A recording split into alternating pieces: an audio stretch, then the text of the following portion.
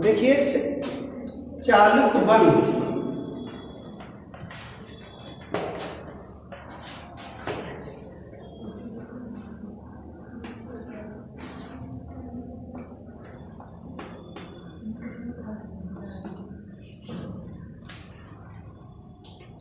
बादामी आप लोग जानते हो, वातापी,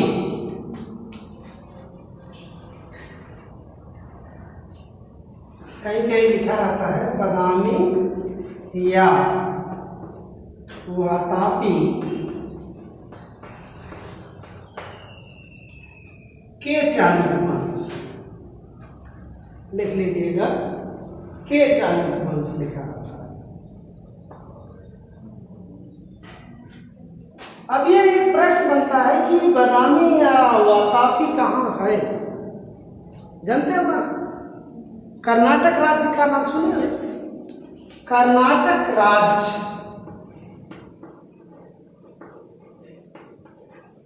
कर्नाटक राज्य के वातापी में चालुक वंश की स्थापना हुई।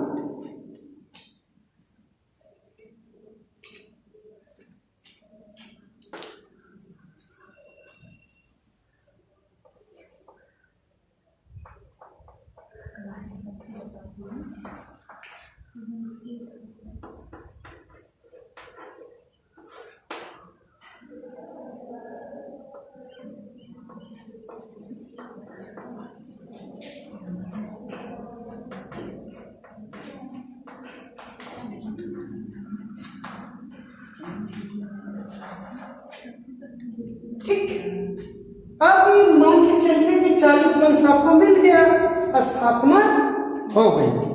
अब ये चालुक वंश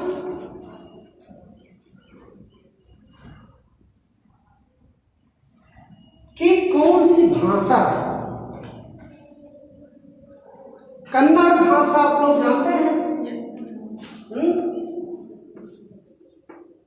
कन्नड़ भाषा, या कहीं कहीं लिखा रहता है चालुक वंश कर्नाटक के वातापी के निवासी थे, वासी थे।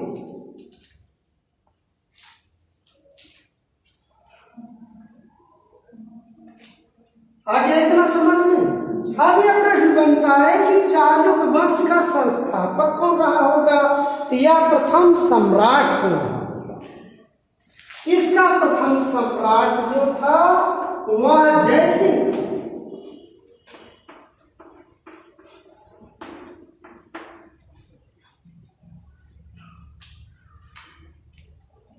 ठीक,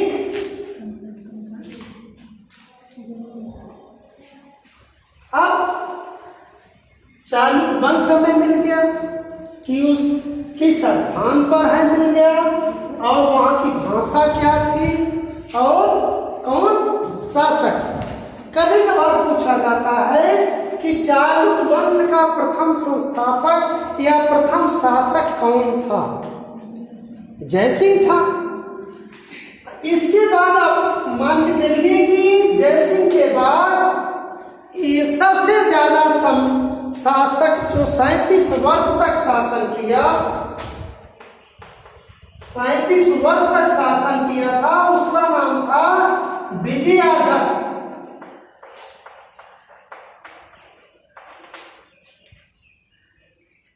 सबसे ज्यादा शासन किया था। और इन्होंने क्या किया कि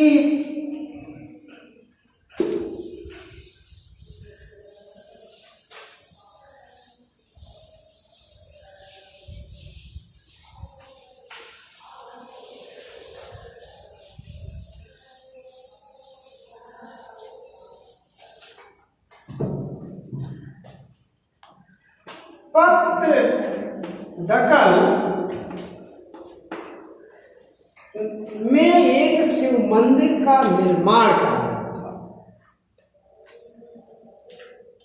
और यही जो शिव मंदिर था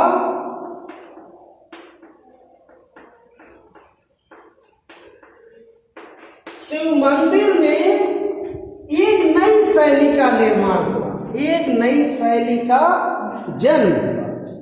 उस शैली का नाम था बेसर।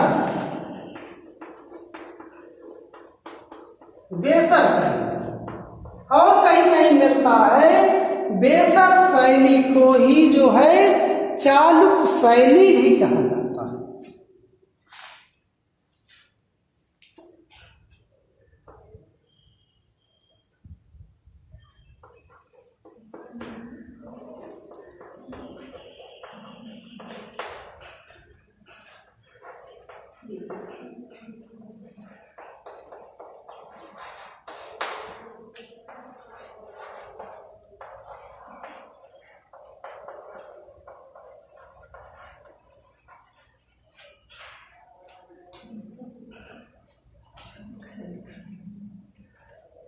अब देखिए बेसर शैली कई बार पूछा जाता है कि बेसर शैली को और किस नाम से जाना जाता है।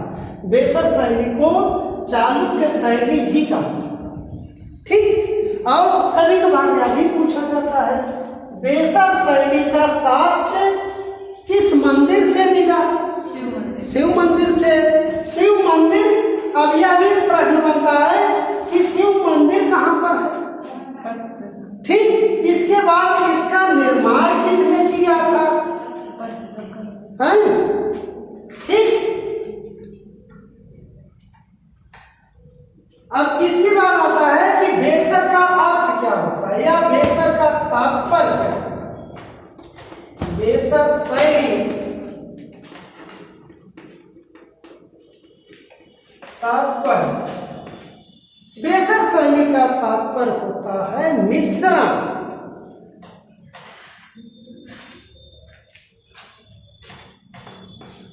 या मिश्रित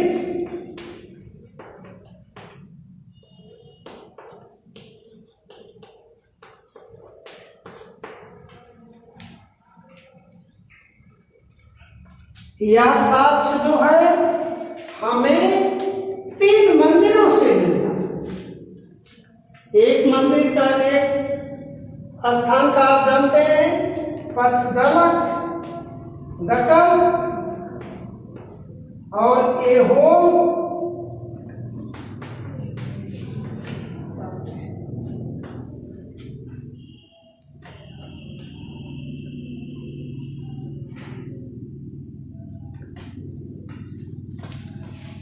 और बादामी।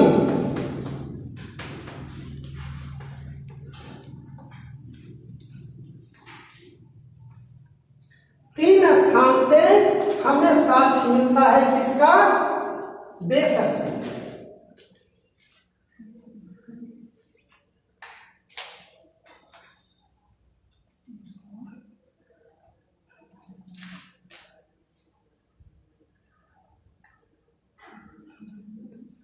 अब देखिए 3 स्थान हमें मिला, यही 3 स्थान यूनेस्को का नाम आप लोगों ने सुना है?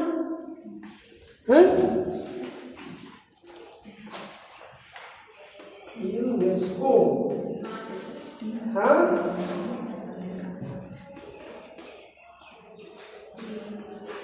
हाँ, जानते हैं आप लोग? हाँ, चलिए खुशबू बता दीजिए। चलो, यूनेस्को का पूरा नाम आप जानते हैं? हाँ?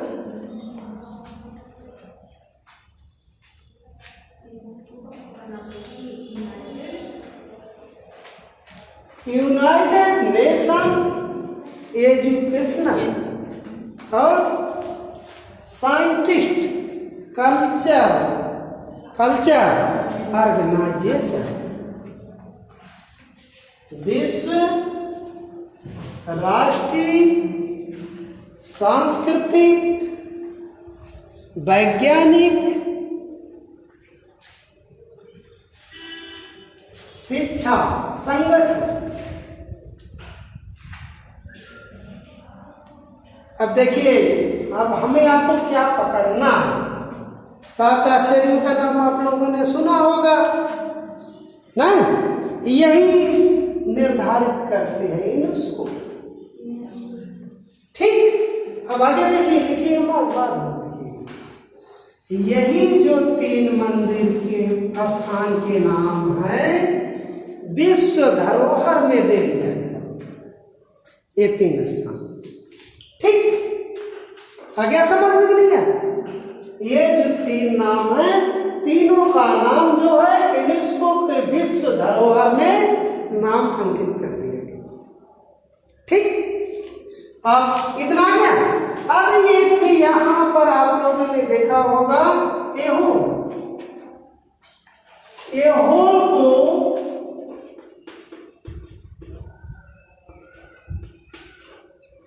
मंदिरों का शहर कहा जाता है।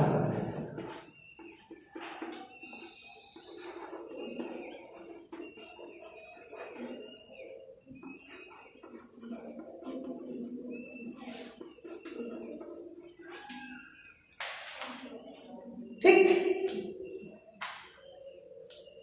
देखिए इन तीनों को जो है विश्व धरोहर में दिया है, और यही विश्व धरोहर में जो एहोल है इसको जो है मंदिरों का शहर कहा जाता है। कभी कभार पूछा जाता है कि मंदिरों का शहर,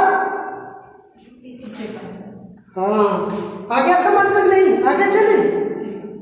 और यह किसके शासन काल में हुआ होगा? चालुक्य वंश तो है, किसके शासन? विजयादत्त ने लिखा है कि सबसे ज्यादा शासन 37 वर्ष तक किया।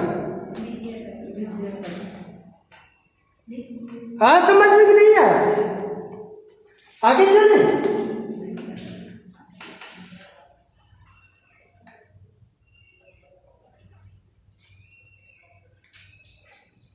और कहीं कहीं साक्ष्य में यह मिलता है कि इन तीनों स्थानों पर 70 मंदिरों का साक्ष्य मिला।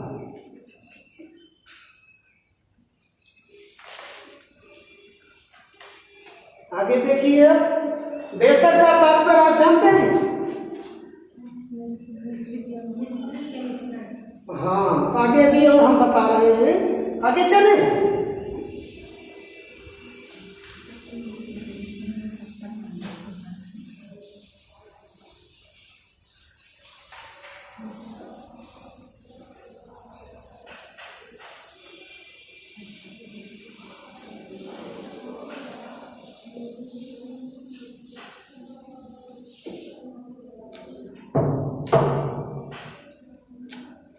अब देखिए पल्लव वंश।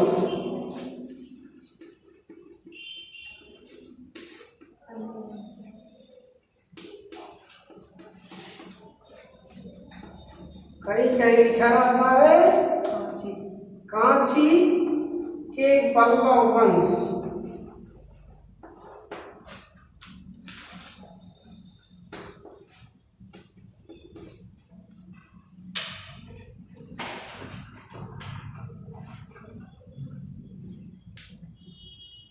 अब देखिए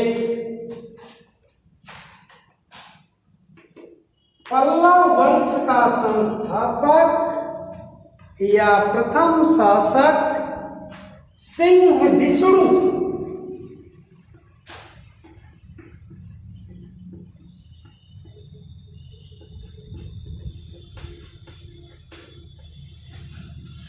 इनका शासनकाल 575 ईस्वी से 600 ईस्वी तक।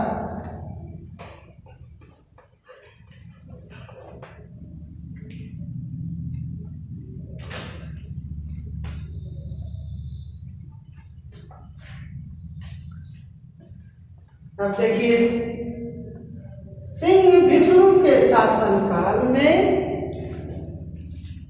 प्रसिद्ध संस्कृत विद्वान भारवी का नाम आप लोगों ने सुना होगा। भारवी कहीं या कहीं कहीं लिखा रहता है भारत। अभी भारवी ने किस पुस्तक की रचना की? हाँ, किरातार्जुनीयम।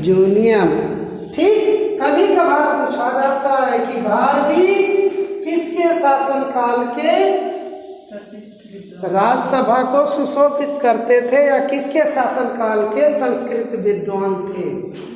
ठीक, ये सबसे ज्यादा पूछा जाता है। आगे समझ में कि नहीं आया? आगे चलें। अब देखिए,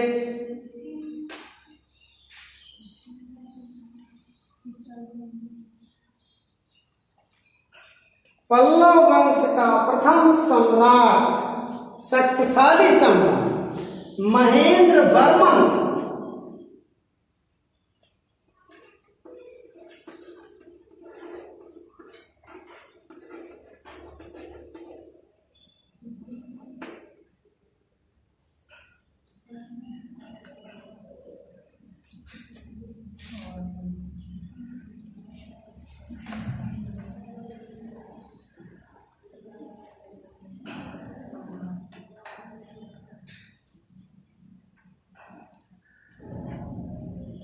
महेंद्र वर्मन ने, अब यहीं से आप जोड़ लीजिए, 600 ईस्वी से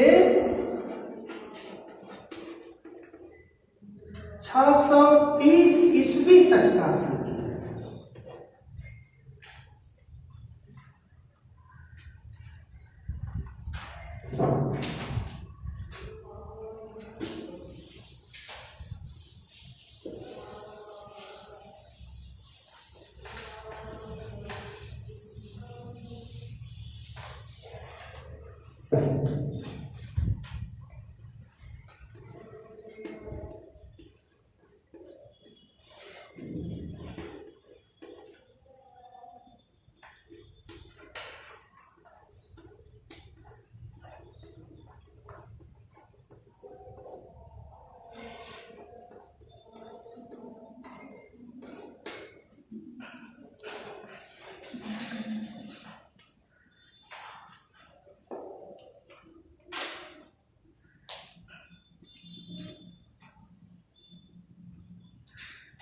प्रारंभ में जैन धर्म के अनुयायी थे।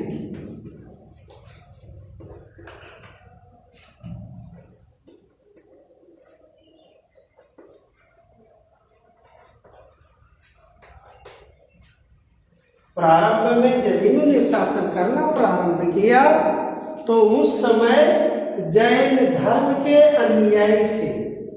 बाद में इन्होंने क्या किया?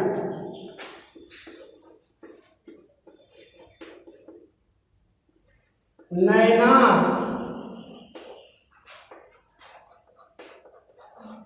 और अपार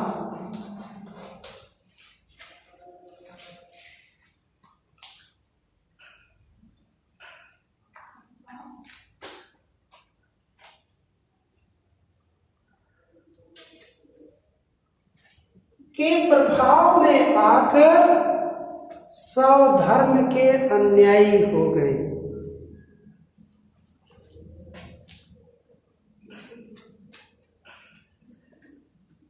के प्रभाव में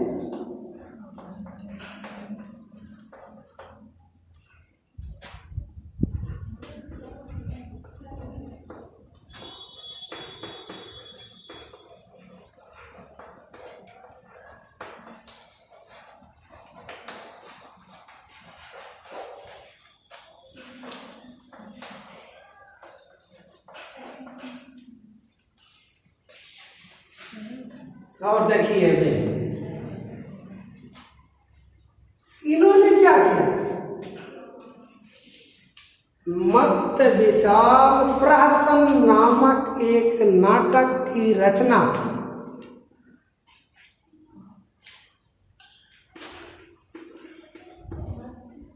मत विलास प्रहसन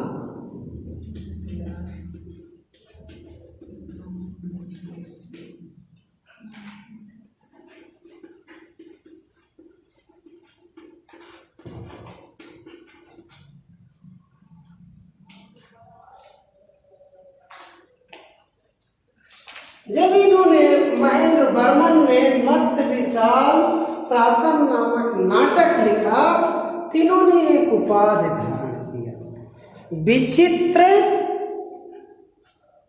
चित्त की उपाधि।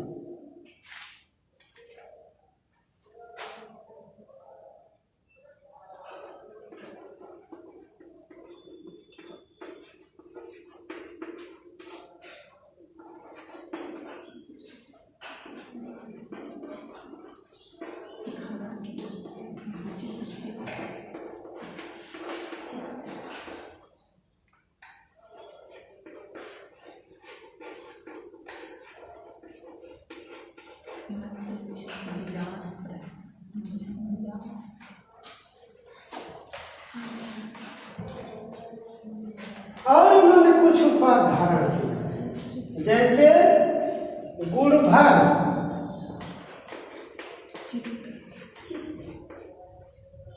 और मत विशाल की उपाधि धारण की। 3 उपाधि धारण किए।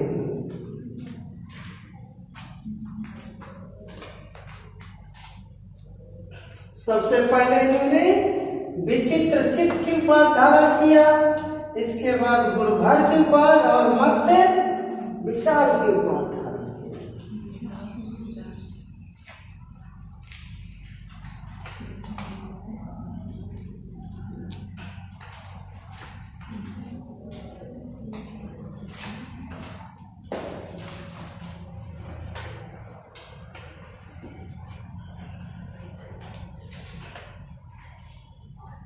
इसके बाद आता है, इसी का पुत्र था नरसिंह वर्मन।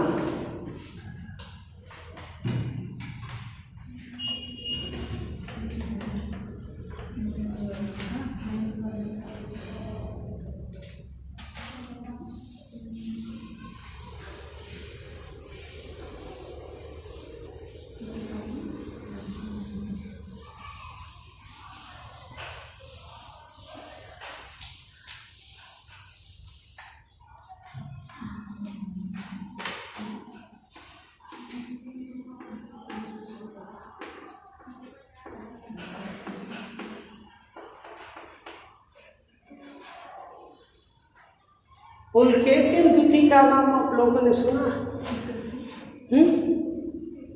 पुलकेशिन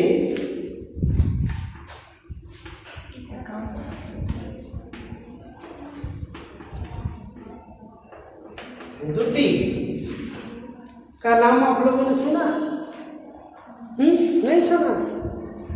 हर्षवर्धन को मात्र यही व्यक्ति हराया।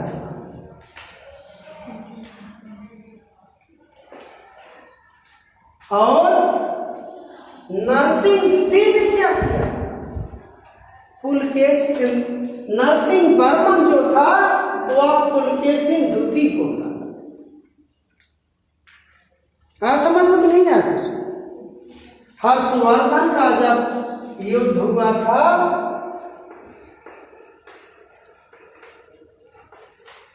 हर्षवर्धन मात्र नर्मदा नदी के तट पर मात्र इसी से युद्ध हारा था, पुलकेशिन द्वितीय से, और सभी लोगों से वह युद्ध जीत गया। और पुलकेशिन नरसिंह वर्मन ने क्या किया? नरसिंह वर्मन ने पुलकेशिन द्वितीय को समझ में नहीं है? पहले या हर्षवर्धन से युद्ध में विजय प्राप्त किया, इसके बाद नरसिंह वर्मन ने पुलकेशिन द्वितीय को युद्ध में हरा दिया।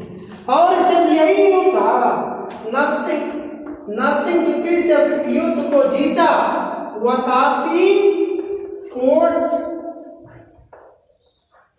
कोंड की उपाधि धारण किया था।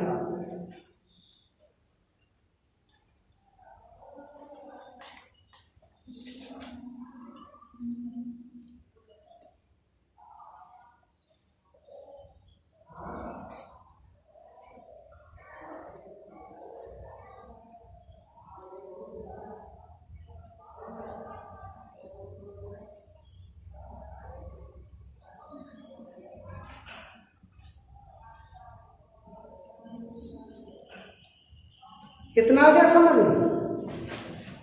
अब देखिए, नरसिंह वर्मन ने महाबलीपुरम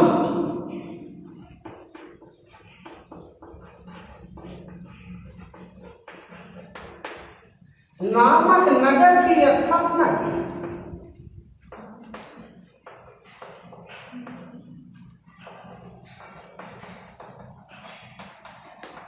या नगर बसा।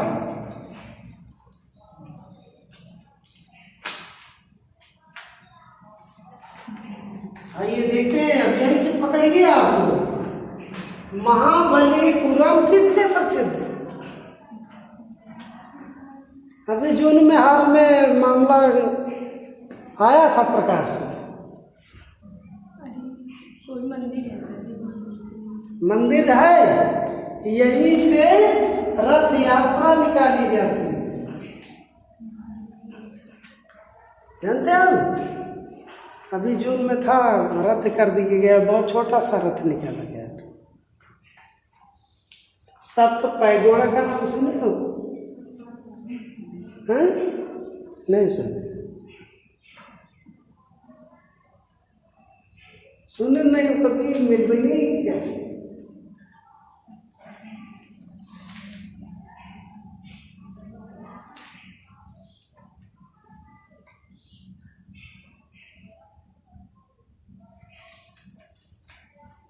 और यहीं पर मामल्लपुरम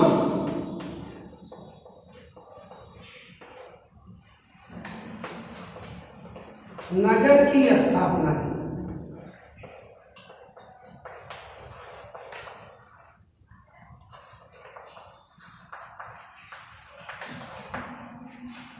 ये जो महाबलीपुरम है, यहीं पर इन्होंने नरसिंहवर्मन ने मामल्लपुरम नगर की स्थापना किया था। महाबलीपुरम नामक नगर की स्थापना नहीं की है।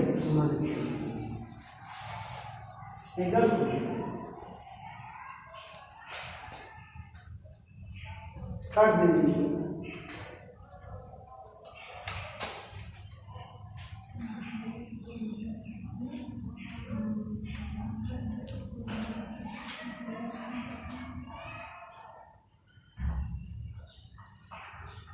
कांचीपुरम में कैलाश नाथ का मंदिर, नाम सुना कि नहीं?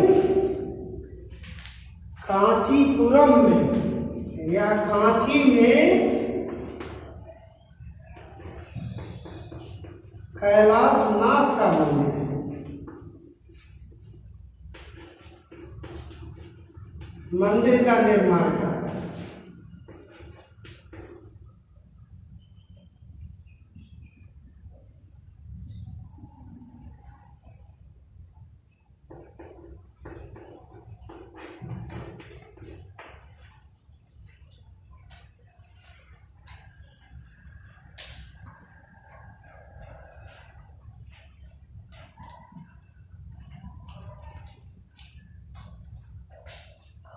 और महाबलीपुरम में सोरनाथ का मंदिर का निर्माण।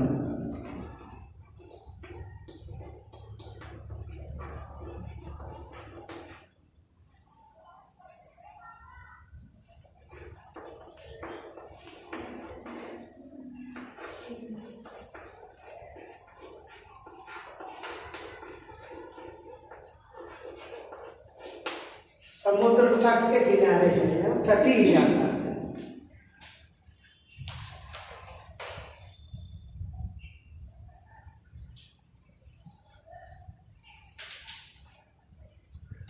और ये दोनों मंदिर, ये देखिए, कांची का कैलाशनाथ मंदिर और महाबलीपुरम का सोमनाथ का मंदिर जो है, यूनेस्को विश्व धरोहर में यह भी मंदिर दे दिया गया।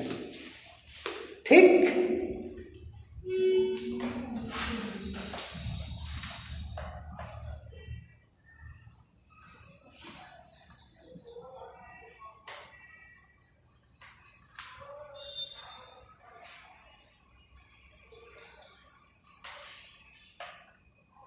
और इसी पल्लव वंश में द्रविड़ शैली, द्रविड़ शैली जानते हैं? कभी मिले नहीं होगा।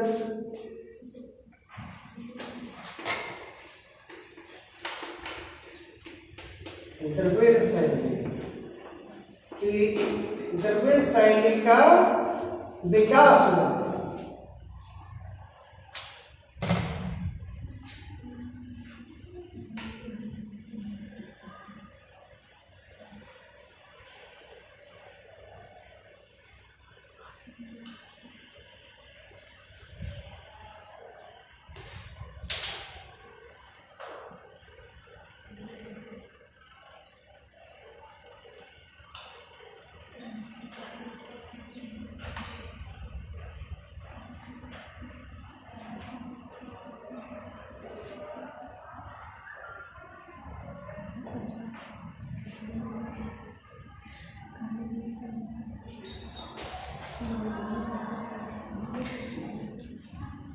जो यह महाबलीपुरम है, महाबलीपुरम में रथ यात्रा और मंडप का यही विकास सबसे ज्यादा हुआ, जो सप्त पैगोड़ा कहा जाता है।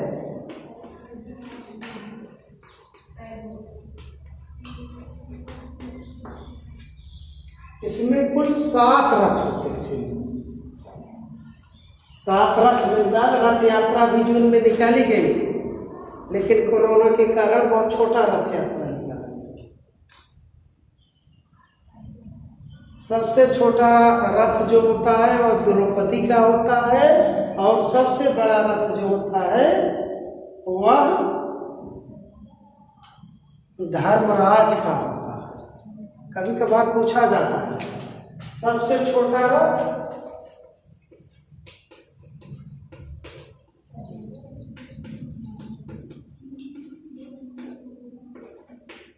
द्रौपदी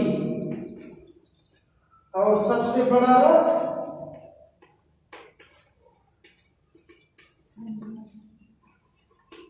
धर्मराज। ठीक, बस गर्मी ज्यादा है ना।